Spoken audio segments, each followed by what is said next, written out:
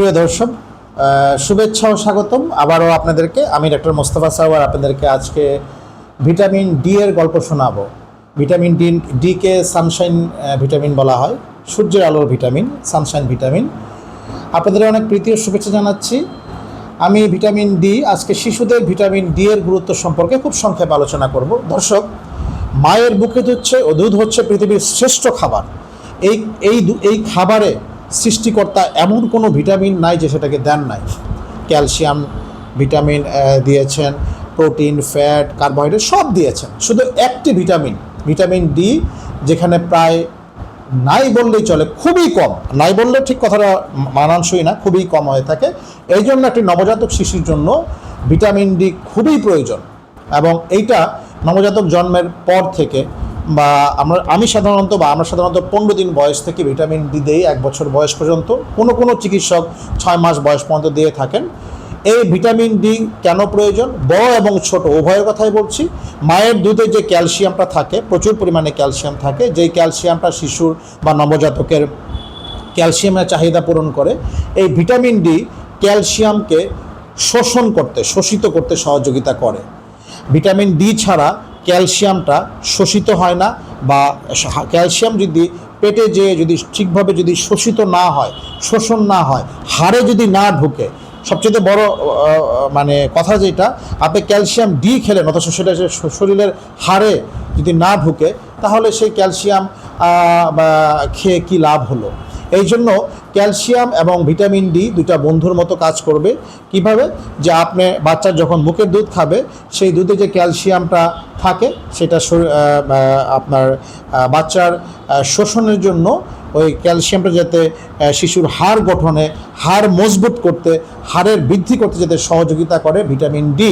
অর্থাৎ এই vitamin D না থাকলে হাড়ে ক্যালসিয়াম ভালোভাবে শোষিত হয় না। এটা আমি আমার নিজের ভাষায় বলতেছি, আমার নিজের ভাষায়, আমি চিকিৎসাশাস্ত্রের ভাষায় কিছু বলছি না। কাজেই ক্যালসিয়াম হাড়ে শোষণের জন্য বা হাড্ডিতে ক্যালসিয়ামের ঘনত্ব বাড়ানোর জন্য ভিটামিন ডি অবশ্যই প্রয়োজন। একটি শিশু জন্ম নেওয়ার পর তার প্রতিদিনের প্রয়োজন হচ্ছে 400 international unit vitamin D, 400 international unit vitamin D. এখন সূর্যের আলোতে ভিটামিন ডি পাওয়া যায়, এই জন্য এটাকে আমি সানশাইন ভিটামিন বলেছি। প্রতিদিন সকাল একটু নরম রোদ, যেটা 8টা থেকে 10টার মধ্যে আপনার শিশুকে আপনি 20 থেকে 25 মিনিট বা আধা ঘন্টা সূর্যের আলোতে রাখবেন, কড়া রোদে রাখবেন না। সকাল 8টা থেকে 10টার মধ্যে, এবং ভিটামিন ডি ড্রপ খাওয়াবেন। এটা জন্মের পর থেকেই দেওয়া যায়, তবে আমি ব্যক্তিগতভাবে 15 দিন বয়স থেকে দেই। কোনো চিকিৎসক 6 মাস পর্যন্ত দেন, কেউ 1 বছর পর্যন্ত দেন, তবে আমি মনে করি 1 বছর পর্যন্ত দেওয়াটাই ভালো। এবং এই ক্ষেত্রে অনেকেই অনেক সময় এই ধরনের পর্বে কতটুকু দিতে হয় এটা উল্লেখ করেন, কিন্তু এখানে একটি সতর্কবার্তা আছে। বা এই ভিটামিন ডি ড্রপ বা সিরাপ বিভিন্ন কোম্পানি বিভিন্ন মাত্রায়, বিভিন্ন ঘনত্বে তৈরি করে।